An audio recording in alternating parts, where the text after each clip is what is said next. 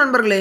ஒரு நடிகனுக்கு எது அழகான விஷயம் அப்படின்னு சொல்லி கேட்டிங்கன்னா, அவர் தேர்ந்தெடுத்து நடிக்கக்கூடிய அந்த கதாபாத்திரம் இருக்கு இல்லையா, அந்த கதாபாத்திரமாவே அவர் வாழ்ந்து காட்டுறாரு பார்த்தீங்களா, அதுதான் அழகான விஷயம் அப்படின்னு நான் சொல்லுவேன். ஸோ இப்போ ஒரு நடிகர் வந்து ஒரு திரைப்படத்தில் ஒரு கதாபாத்திரத்தை சூஸ் பண்ணி நடிக்கிறதுக்கு ஆரம்பிச்சிட்டாருன்னா, அந்த படத்தினுடைய ஆரம்பத்திலிருந்து அந்த படம் முடிகிற வரைக்குமே அந்த கதாபாத்திரமாகத்தான் அவரை நாம பார்க்கணுமே தவிர, இவர் ரஜினிப்பா, இவர் விஜய்ப்பா அப்படிங்கிற ஒரு எண்ணமே நமக்கு வரக்கூடாது. இன்னும் பெட்டரா எக்ஸ்பிளைன் பண்ணணும்னா, துப்பாக்கி திரைப்படத்தில் வந்து நம்ம தளபதி விஜய் அவர்களுடைய நடிப்பை எடுத்துக்கோங்க.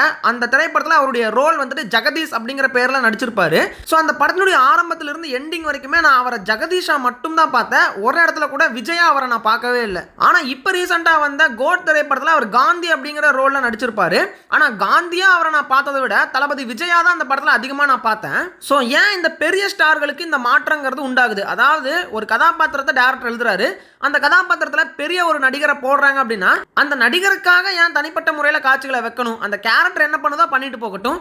அதுல இந்த நடிகருடைய சாயல் வர்ற மாதிரி அந்த கதையை அமைக்கிறது அப்படிங்கிறது அந்த கதைக்கு அவங்க செய்யற துரோகமா தான் நான் பார்க்கறேன். ஸோ அப்படி எந்தெந்த நடிகர்களுக்கெல்லாம் அந்த ஸ்டார்டம் வேல்யூவை படத்தை திணிச்சிருக்காங்க அப்படிங்கிறத பத்தி தான் இந்த வீடியோல பார்க்க போறோம். அதாவது அந்த படத்துல அந்த கேரக்டர்ல அந்த ஆக்டர் நடிச்சிட்டாரு அப்படிங்கிறதுக்காக அந்த படத்துக்கு தேவையா இல்லைன்னா கூட ஒரு சில காட்சிகளெல்லாம் வச்சு அவருடைய ஸ்டார்டம் வேல்யூவை காட்டிக்கிட்டே இருப்பாங்க. ஸோ அந்த மாதிரி எந்தெந்த நடிகர்களுக்கு எந்தெந்த திரைப்படங்கள்ல அந்த மாதிரி காட்சிகளை வச்சிருக்காங்க அப்படிங்கிறத பத்தி தான் இந்த வீடியோல டிஸ்கஸ் பண்ண போறோம். நான் தான் உங்கள் Murugan. Thank you your honour, thank you. இந்த லிஸ்ட்ல நம்ம பார்க்கக்கூடிய முதல் நடிகர் யாருன்னா நம்ம பிரபாஸ் அவர்கள் தான். ஸோ நம்ம பிரபாஸ் அவர்களுடைய பாகுபலி அப்படிங்கிற இந்த ஒரு திரைப்படத்தில் அந்த கதை ஆரம்பிச்சதுலேருந்து கதை முடிகிற வரைக்கும் கிட்டத்தட்ட பார்ட் 1 அண்ட் பார்ட் 2 இந்த 2 திரைப்படங்கள்லையுமே வந்துட்டு அவரை நம்ம பிரபாஸா ஒரு சீன்ல கூட பார்த்துருக்க முடியாது. ஸோ ஃபுல் அண்ட் ஃபுல்லாகவே பாகுபலியா மட்டும்தான் அந்த ஒரு கேரக்டரை பார்த்தோம். அதுலேருந்து தான் நமக்கு பிரபாஸ் அப்படிங்கிற ஒரு ஆக்டர் இருக்கான்னு தெரிய வந்துச்சு. ஸோ அந்த அளவுக்கு அந்த கேரக்டரை அவ்வளோ சூப்பராக ஹேண்டில் பண்ணி அவர் நடித்ததுனால தான் இப்போ அவர் ஒரு மிகப்பெரிய ஸ்டாராகவே இருக்காருன்னு சொல்லலாம். ஸோ அப்படி அந்த கேரக்டருக்கு உயிர் கொடுத்து நடித்த நம்ம பிரபாஸ் அவர்களுடைய இப்போ ரீசெண்டாக வெளிவந்த கல்கி 2898 AD அப்படிங்கிற திரைப்படத்தை நீங்கள் எடுத்துக்கோங்க. அதில் அவர் பைரவாங்கிற கேரக்டரில் நடிச்சிருப்பாரு. ஆனால் அவரை பைரவாவாக நம்மளால் பார்க்க முடிஞ்சதான்னு கேட்டிங்கன்னா கிடையாதுன்னு தான் சொல்லி ஆகணும். சீன் பை சீன் நம்ம பிரபாஸ்க்கான ஸ்டார்டமை காட்டிக்கிட்டே இருப்பாங்க. அதுவும் இந்த சீனில் பாருங்க, நம்ம பிரபாஸ் வந்துட்டு எனக்கும் ஃபேன்ஸ் இருக்காங்க அப்படின்னு சொல்லுவார். அதுக்கு அந்த புஜ்ஜி வந்துட்டு ரிபல் ஃபேன்ஸ் அப்படின்னு சொல்கிற மாதிரி காட்டுவாங்க. புஜ்ஜி பாத்தியா, எனக்கும் ஃபேன்ஸ் இருக்காங்கப்பா, ரெபல் ஃபேன்ஸ். ஸோ மகாபாரதம் அப்படிங்கிற மிகப்பெரிய காவியத்தோட கதையை எடுத்து கல்கி அப்படிங்கிற ஒரு அவதாரத்தோட லிங்க் பண்ணி அழகாக வந்து பார்த்தோன்னா அந்த படத்தை எடுக்கிறாங்க. அப்படிங்கிறப்போ அதில் இந்த ஸ்டார்டம் அப்படிங்கிற விஷயமெல்லாம் தேவையா ப்ரோ? ஒரு சின்ன டைலாக் தானே ப்ரோ, இதில் என்ன ப்ரோன்னு சொல்லி கேட்டிங்கன்னா சின்ன டைலாக் தான். ஆனால் பைரவா அப்படிங்கிற கேரக்டரில் நம்மளால் ட்ராவல் பண்ண முடியாமல் அங்கே இருக்கிறது பிரபாஸ் அப்படிங்கிற ஒரு விஷயத்தை காட்டுற மாதிரி இருக்கு இல்லையா?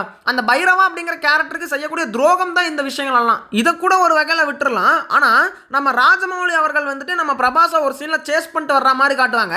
அப்போ நம்ம பிரபாஸ் அவர்கள் சொல்லுவாங்க, ஐயோ இவர்கிட்ட சிக்கினா 5 வருஷம் வச்சு செய்வாரு அப்படிங்கிற மாதிரி சொல்லுவாரு. பார்ட்ஸ்க்காக நான் இங்கே வரலப்பா, உனக்காக. போமா, இவர்கிட்ட மட்டும் 5 வருஷம் வச்சு செய்வாரு. ஆக்சுவலாக பாகுபலி சீரியஸில் நம்ம பிரபாஸ் அவர்கள் 5 வருஷமா நடிச்சிட்டு இருந்தாரு. அது நடிக்கிறப்போ வேற திரைப்படங்கள்ல அவரால் நடிக்க முடியல. அதை மீன் பண்ணி தான் அவங்க அந்த மாதிரி டைலாக வச்சிருக்காங்க. அதுக்கு பதிலுக்கு நம்ம ராஜமௌலி அவர்களுமே அடுத்து உன்னை 10 வருஷம் தூக்குறேன்டா அப்படின்னு சொல்ற மாதிரியுமே வச்சிருப்பாங்க. மறுபடியும் மாட்டுவேடா, இந்த தடவை 10 இயர்ஸ் தூக்குறேன், 10 இயர்ஸ். ஸோ ஒரு ஹிஸ்டாரிக்கல் திரைப்படம் வேற ஏதோ ஒரு ஜானரை நோக்கி போயிட்டு இருக்கக்கூடிய திரைப்படத்தில் இந்த மாதிரி ஸ்டார்டம் அண்டு நம்ம பிரபாஸ் அவர்களுக்கு ரிலேட்டடான சில விஷயங்களை பேசுறதெல்லாம் தேவையா? ஸோ இந்த சீன்லாம் பார்க்கும்போது பிரபாஷா தான் அவர் நம்ம கண்ணுக்கு தெரியவாரே தவிர ஒரு பைரவா அப்படிங்கிற ரோலில் அவர் தெரிய மாட்டார். ஸோ பைரவா அப்படிங்கிற ரோலுக்கு நம்ம நாக் அஸ்வின் செஞ்ச துரோகம் தான் இந்த மாதிரியான காட்சிகள் எல்லாம். ஸோ இந்த மாதிரி தான் இந்த கல்கி திரைப்படத்தில் பைரவா அப்படிங்கிற ரோலில் நடிக்கிறது பிரபாஸ் தான் அப்படின்னு சொல்லிட்டு அந்த பிரபாஸ்க்கான ஸ்டார்டமை அதிகமாக காட்டிகிட்டே இருந்தாங்க. ஸோ இதே மாதிரி தான் சலார் அப்படிங்கிற திரைப்படத்துலையுமே வந்துட்டு ஒரு சீனில் ஸ்டார்டம் வேல்யூவை காட்டியிருப்பாங்க. எந்த சீன் அப்படின்னா, நம்ம பிரபாஸ் அண்ட் பிருத்திவிராஜ் இவங்க 2 பேரும் சண்டையெல்லாம் போட்டு முடிச்சுட்டு ரத்த கலரியாக நின்றுட்டு இருப்பாங்க. அப்போ வந்துட்டு உனக்கு ஃப்ரெண்ட்ஸ் இருக்காங்களா அப்படின்னு சொல்லி கேட்டதுக்கு நம்ம பிரபாஸ் சொல்லுவாரு, எனக்கு ஃப்ரெண்ட்ஸ் இருக்காங்க, ஆனால் அவங்கள கேர்ள் ஃப்ரெண்ட்ஸ்னு சொல்லுவாங்க அப்படின்னு சொல்லியிருப்பாரு. அதுக்கு நம்ம பிருத்திவிராஜ் எனக்கும் இங்கே கேர்ள் ஃப்ரெண்ட்ஸ் இருக்காங்க அப்படிங்கிற மாதிரி சொல்லியிருப்பாரு. உங்க ஃப்ரெண்ட்ஸ் இருக்காங்களா? நிறைய பேர் உன்னை விட அழகா இருப்பாங்க, அவங்கள கேர்ள் ஃப்ரெண்ட்ஸ்னு சொல்லுவாங்க. இங்க எனக்கும் இருக்காங்கடா. ஆக்சுவலா இவர் தெலுங்கு இண்டஸ்ட்ரியில ஒரு பெரிய சூப்பர் ஸ்டார், அதே மாதிரி மலையாளம் இண்டஸ்ட்ரியில ஒரு பெரிய சூப்பர் ஸ்டார் தான் நம்ம பிருத்திவிராஜ் அவர்கள். ஸோ இவங்க 2 பேருக்குமே அவங்க இண்டஸ்ட்ரியில கேர்ள் ஃபேன்ஸ் வந்து பார்த்தோன்னா அதிகமாகவே இருக்காங்க அப்படிங்கிறத மீன் பண்ணுறதுனால தான் ஸோ எனக்கு ஃப்ரெண்ட்ஸ் இருக்காங்க, கேர்ள் ஃப்ரெண்ட்ஸ் இருக்காங்க அப்படின்னு சொல்கிற மாதிரி இந்த டைலாகை வச்சுருப்பாங்க. ஸோ எவ்வளோ பெரிய பட்ஜெட்டில் எவ்வளோ பிரம்மாண்டமாக அந்த ஒரு திரைப்படத்தை எடுத்திருக்காங்க. அங்கே கொண்டு வந்து இவருக்கு கேர்ள் ஃபேன்ஸ் இருக்காங்க, அவருக்கும் கேர்ள் ஃபேன்ஸ் இருக்காங்க அப்படிங்கிற மாதிரி ஒரு ஸ்டார்டமை காட்டுறதுங்கிறது அந்த சீனுங்கிறது அந்த இடத்துல தேவையில்லாத ஒரு விஷயம் தான் நான் சொல்லுவேன். அண்ட் ஆல்சோ நம்ம தேவரதா அப்படிங்கிற இந்த ஒரு கதாபாத்திரத்துக்கு ஒரு கேர்ள் ஃப்ரெண்ட் கூட இருக்கிற மாதிரி அந்த திரைப்படத்தில் காட்டியிருக்கவே மாட்டாங்க. அண்ட் ஆல்சோ வரதா அப்படிங்கிற அந்த ஒரு கேரக்டருமே வந்துட்டு சும்மா கையை கட்டி தான் நின்றுட்டு இருக்கும். வில்ல ஏதாவது பண்ணான்னா அந்த மாதிரி ஒரு மொக்க கேரக்டராக தான் காட்டியிருப்பாங்க. அந்த கேரக்டருக்கு கேர்ள் ஃப்ரெண்ட்ஸ் இருக்கிற மாதிரி இந்த படத்தில் காட்டியிருக்க மாட்டாங்க. ஆனால் ரெண்டு பேரும் வந்துட்டு மீட் பண்ணுறப்போ எனக்கு கேர்ள் ஃப்ரெண்ட்ஸ் இருக்காங்கப்பா அப்படின்னு சொல்கிறதெல்லாம் தேவையில்லாத ஒரு டைலாக் ப்ரோ. அதான் நம்ம தேவாக்கு ஸ்ருதிஹாசன் கேர்ள் ஃப்ரெண்டு தானே ப்ரோ அப்படின்னு சொல்லி கேட்டிங்கன்னா, ஆக்சுவலாக அந்த ஃபைட்டெல்லாம் முடிஞ்சு அதுக்கப்புறமா ஃபியூச்சரில் தான் வந்துட்டு நம்ம ஸ்ருதிஹாசன் பிரபாஸ் கிட்ட வருவாங்க. அது வரைக்கும் பிரபாஸ் ஒண்டிக்கட்டையாக தான் இருந்திருப்பாரு. ஆனால் எதுக்கு தேவையில்லாமல் இந்த டைலாக்? சும்மா அவங்க ரெண்டு பேருக்கும் கேர்ள்ஸ் ஃபேன்ஸ் இருக்காங்க அப்படிங்கிறதுக்காக அந்த படத்தில் அந்த டைலாக்லாம் வைக்கணும்னு சொல்லிட்டு அவசியம் கிடையாது. இதுவுமே அந்த தேவா அண்ட் வரதா அப்படிங்கிற கேரக்டருக்கு துரோகமா தான் நான் பார்க்கறேன். அடுத்ததாக இந்த லிஸ்ட்ல நம்ம நானி அவர்கள் தான் இருக்காங்க. ப்ரோ நானி என்ன ப்ரோ ஸ்டார்டம் பண்ணாரு அப்படின்னு சொல்லி கேட்டீங்கன்னா, இப்போ ரீசெண்டா வெளிவந்த சூர்யாவின் சனிக்கிழமை அப்படிங்கிற இந்த ஒரு திரைப்படத்துல ஸோ இவர் வந்துட்டு சூர்யா அப்படிங்கிற கதாபாத்திரத்தில் நடிச்சிருப்பாரு. ஸோ சூப்பராகவே ஆக்ட் பண்ணியிருப்பாரு. அந்த படத்தினுடைய ஸ்கிரிப்டுமே ரொம்ப சூப்பராக இருந்துச்சு. ஆனால் அப்படிப்பட்ட இந்த ஒரு திரைப்படத்தில் நம்ம ஹீரோயின் சொல்லுவாங்க ஒரு சீன்ல, நானி படம் பார்த்திருக்கியா, அதில் கிச்சா சுதீப் தான் அந்த சனிக்கிழமைக்காரன், நான் தான் சமந்தா, நீ தான் நானி அப்படின்னு சொல்ற மாதிரி ஒரு சீன் வச்சிருப்பாங்க. இப்போ இந்த சனிக்கிழமைக்காரன் தான் கிச்சா சுதீப் பண்றியா? ஆமா. சமந்தா? சமந்தா நான் தான். நானி? லூசா நீதான் நானி. ஸோ இது ஜஸ்ட் அந்த ஒரு சீனுக்கு வந்துட்டு போனாலுமே படத்தில் நடிக்கிறது நானி அப்படிங்கிற ஒரு விஷயம் வந்துட்டு ஆடியன்ஸ்க்கு தெரியப்படுத்துது. ஸோ இதுவுமே தேவையில்லாத ஒரு ஸ்டார்டம் தான் ப்ரோ. இதில் என்ன ப்ரோ இருக்கு? அந்த ஹீரோயின் வந்து உதாரணமாக ஒரு விஷயத்த சொல்றதுக்காக அந்த நானி படத்தை எடுத்துக்கிறாங்க அப்படின்னு சொல்லி நீங்கள் கேட்டிங்கன்னா, உதாரணமாக சொல்லணும்னா ஒரு ஹீரோ, ஒரு ஹீரோயின், ஒரு வில்லன் இருக்கிற மாதிரி ஏகப்பட்ட திரைப்படங்கள் இருக்கு. அதெல்லாம் அவங்க சொல்லாமல் அந்த நானி அப்படிங்கிற படத்தை மட்டும் எடுத்து அவங்க சொல்றாங்க அப்படின்னா அதுக்கு காரணம் அந்த நானி அவர்களுடைய ஸ்டார்டம் தான். ஸோ அந்த சீன் வரும்போது அவருடைய ஃபேன்ஸ் எல்லாம் வந்துட்டு கொஞ்சம் கை தட்டுவாங்க, கொஞ்சம் உற்சாகமாயிருவாங்க இல்லையா, அதுக்காக அந்த மாதிரி எடுத்திருக்காங்க. என்னை பொறுத்த வரைக்கும் அந்த சீன் படத்தில் தேவையில்லாத ஒரு விஷயம் தான். அண்ட் ஆல்சோ ஸ்டார்டம் அப்படிங்கிற ஒரு விஷயத்தை காட்டுறதுக்காகவே எடுக்கப்பட்ட ஒரு சீனாகத்தான் அதுவுமே இருக்குங்க. இதே மாதிரி நம்ம மகேஷ் பாபு அவர்களுடைய குண்டூர் காரம் அப்படிங்கிற திரைப்படத்திலுமே நிறைய ஸ்டார்டம் விஷயங்கள் இருக்கு. அதே மாதிரி தான் நம்ம தளபதி விஜய் அவர்களுடைய கோட் திரைப்படத்திலுமே நிறைய ஸ்டார்டம் வேல்யூ இருக்கு. பட் அதை வந்துட்டு இந்த வீடியோவில் நம்மளால பேச முடியாது. ஏன்னா அந்த திரைப்படங்கள் எல்லாம் ஃபேன்ஸ்க்காகவே எடுக்கப்பட்ட திரைப்படம் தான். அந்த படம் வந்துட்டு ஒரு ஸ்கிரிப்ட் ரீதியாக எடுத்தாங்களா அப்படின்னு சொல்லி கேட்டிங்கன்னா கிடையாது. ஜஸ்ட் ஃபேன்ஸ் எல்லாம் போயிட்டு ஜாலியாக கத்திட்டு அவங்களுடைய ஸ்டாரை என்ஜாய் பண்ணுறதுக்காகவே எடுக்கப்பட்ட திரைப்படங்களாகத்தான் இந்த குண்டூர் காரம், கோட்டு இந்த மாதிரி திரைப்படங்கள்லாம் இருக்கு. ஸோ இதுக்குள்ள ஸ்டார்டம் வந்திருக்கு அப்படிங்கிற விஷயத்த பேசுறதே முதல் தப்பு தான். ஏன்னா ஸ்டார்டம்காகவே எடுக்கப்பட்ட திரைப்படங்களாக தான் அதெல்லாம் இருக்கு. ஆனால் இப்போ ரீசெண்டாக ட்ரெண்ட் ஆகிட்டு இருக்கக்கூடிய ஒரு விஷயம் என்னன்னா, படத்தில் நம்ம ஹீரோவை இன்ட்ரோடியூஸ் பண்ணக்கப்புறம் அப்போ வந்து பார்த்தீங்கன்னா அவருடைய பேரை போடுறது. ஸோ இப்படி பண்ணுறது எனக்கு பர்சனலாக வந்துட்டு கொஞ்சம் வேணாம் அப்படிங்கிற மாதிரி தான் ஃபீல் ஆகுது. ஸோ படம் ஸ்டார்ட் ஆகிறதுக்கு முன்னாடி அந்த டைட்டில் கார்டு அப்படிங்கிற விஷயத்த போட்டாங்கன்னா கொஞ்சம் பெட்டராக இருக்கும். ஸோ ஏன்னா டைட்டில் கார்டு அப்படிங்கிற விஷயமே ஃபேன்ஸ்க்காக தான் பண்ணுறாங்க. ஏன்னா ஜென்ரல் ஆடியன்ஸை பொறுத்த வரைக்கும் நீங்கள் தளபதி விஜய் அப்படின்னு போட்டாவே போதும். ஆனால் ஃபேன்ஸுக்காக தான் வந்துட்டு அந்த அனிமேஷன் பண்ணுறது, டைட்டில் கார்டை கொஞ்சம் ஸ்பெஷலாக காட்டுறது, இதெல்லாம் ஃபேன்ஸ் என்ஜாய்மெண்ட்டுக்காக தான். ஸோ அதை நீங்கள் படம் ஸ்டார்ட் ஆகிறதுக்கு முன்னாடியே போட்டிங்கன்னா அப்போவே ஃபேன்ஸ் எல்லாம் செலிப்ரேட் பண்ணிடுவாங்க. படம் ஸ்டார்ட் ஆனதுலேருந்து படம் எண்ட் ஆகிற வரைக்கும் அந்த கேரக்டராக மட்டும் நம்ம அந்த ஆர்டிஸ்ட்டை பார்க்கலாம். ஆனால் இப்போ ரீசெண்டாக வந்து லியோ திரைப்படத்தை எடுத்துக்கோங்க. அந்த பார்த்திபன் அப்படிங்கிற கேரக்டரில் நம்ம தளபதி இன்ட்ரோடக்ஷன் ஆனக்கப்புறமா தளபதி அப்படின்னு சொல்லி போட்டு அவர் விஜய் அப்படின்னு சொல்லிட்டு காட்டுறாங்க. ஸோ இதெல்லாம் ஒரு ஃபேன் சைட்லேருந்து பார்க்குறப்போ நல்லா தான் இருக்கும், என்ஜாய்மெண்ட் பண்ணுறதுக்கு கரெக்டாக தான் இருக்கும். ஆனால் ஜென்ரல் ஆடியன்ஸாக பார்க்குறப்போ பார்த்திபன் அப்படிங்கிற கேரக்டரில் என்ட்ரு ஆனக்கு அப்புறமா எதுக்கு தளபதியாக அவர் மறுபடியும் அந்த சீனில் மாறணும் அப்படிங்கிற ஒரு ஃபீல் வருது. அதே மாதிரி தான் KGF 2 திரைப்படத்துலையுமே வந்துட்டு ராக்கிங் ஸ்டார் யாஷ் அப்படின்னு சொல்லிட்டு அவர் வரும்போது போடுற மாதிரி காட்டுவாங்க. ஸோ இதெல்லாமே தான் எனக்கு தேவையில்லாத விஷயங்களாக படுது. ராக்கிங் ஸ்டார் யாஷ் அப்படின்னு சொல்லிட்டு படம் ஸ்டார்ட் ஆகிறதுக்கு முன்னாடியே போட்டுட்டு அதுக்கப்புறமா வந்துட்டு அவர் ராக்கி அப்படிங்கிற பேர்லேயே படம் ஃபுல்லாக ட்ராவல் ஆனார்னா நல்லாயிருக்கும். ஸோ இப்போ ரீசெண்டாக வந்த கோட் திரைப்படத்துலையுமே அப்படி தான் பண்ணியிருக்காங்க. ஸோ அவர் காந்தி அப்படிங்கிற கேரக்டருக்குள்ளே வந்தக்கப்புறமா மறுபடியும் தளபதி அப்படின்னு சொல்லி போட்டு இன்ட்ரோ கார்டெலாம் வருது.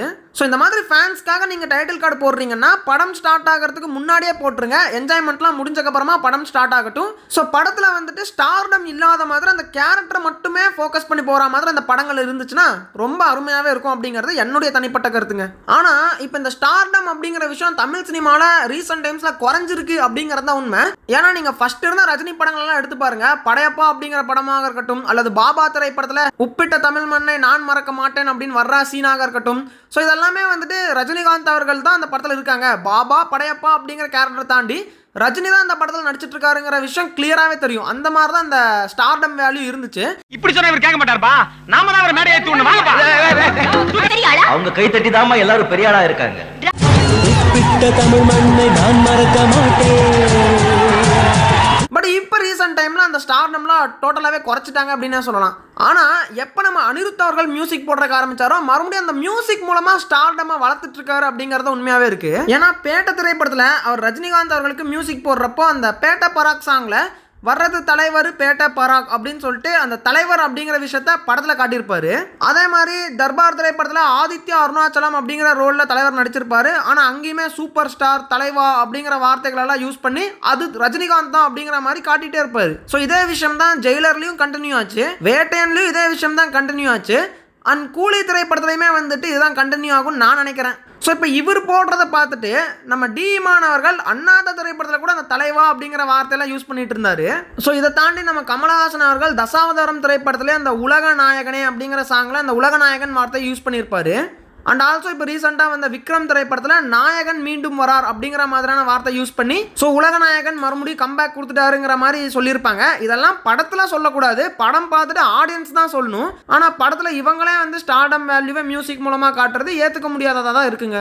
அண்ட் ஆல்சோ மாஸ்டர் திரைப்படத்தில் ஜேடி அப்படிங்கிற கேரக்டரில் ரொம்ப ஸ்ட்ராங்காக நடிச்சிருப்பாரு நம்ம தளபதி விஜய் அவர்கள். ஆனால் அப்போ கூட வாத்தி ரைடு அப்படிங்கிற சாங்கில் அண்ணன் யாரு தளபதின்னு சொல்லிட்டு அங்கேயும் ஒரு ஸ்டார்டம். அவரை பார்த்துட்டு நம்ம யுவன் சங்கர் ராஜாவும் வந்துட்டு தளபதி அப்படின்னு சொல்லிட்டு கோட் திரைப்படத்தில் அந்த ஸ்டார்டம் வேல்யூவை போட்டுருக்காரு. ஒரு கேரக்டரில் நம்ம ஹீரோ இன்ட்ரடியூஸ் ஆகிட்டாங்கன்னா அந்த கேரக்டர் ஓரியன்டாக மியூசிக் போடுங்கப்பா. எதுக்கு அந்த ஆக்டர் ஓரியன்டாக மியூசிக் போடுறீங்க? சூப்பர் ஸ்டார்னு போடுறீங்க, தளபதின்னு போடுறீங்க, ஆனால் அந்த கேரக்டரில் நடிக்கிறாங்கல்ல அந்த நேமை பெருசாக யூஸ் பண்ணவே மாட்டேங்கிறாங்க. அதுக்குன்னு இந்தியன் டூவில் போட்ட மாதிரி சேனாபதிக்கு சேனாபதி மியூசிக் போடுறது, சகலகலாக்கு சகலகலா மியூசிக் போடுறது. ஸோ இப்படியும் இருக்கக்கூடாது. அந்த ஃபீலை வந்து மியூசிக் மூலமாக கொண்டு வரணும். அந்த பேரை வச்சு நம்ம கொண்டு வரணும்னு அவசியம் கிடையாது.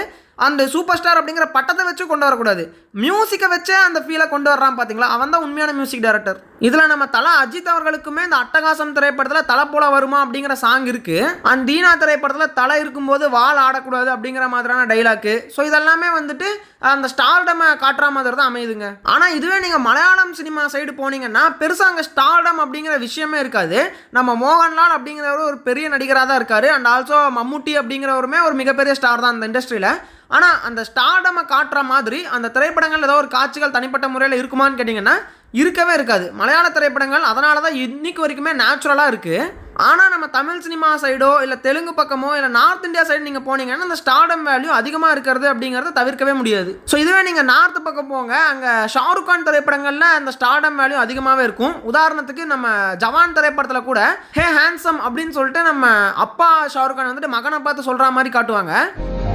ஹேண்ட்ஸம், இவங்க சொல்றது எல்லாமே எனக்கு இன்ஃபர்மேஷனாக தான் இருக்கு.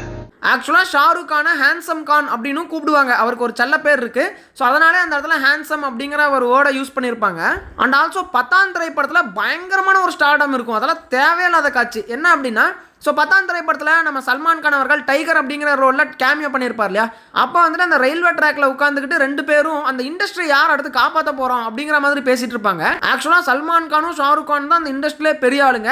அவங்க போயிட்டாங்கன்னா அந்த இண்டஸ்ட்ரியை காப்பாற்றுறதுக்கு வேறு யாருமே ரெடியாக இல்லை, யாரும் சரிப்பட்டு வர மாட்டாங்க அப்படின்லாம் பேசிகிட்டு இருப்பாங்க. 30 வருஷமா ஓடிக்கிட்டு இருக்க மேலும் நானும் யோசிச்சுக்கிட்டு தான் இருக்கேன்.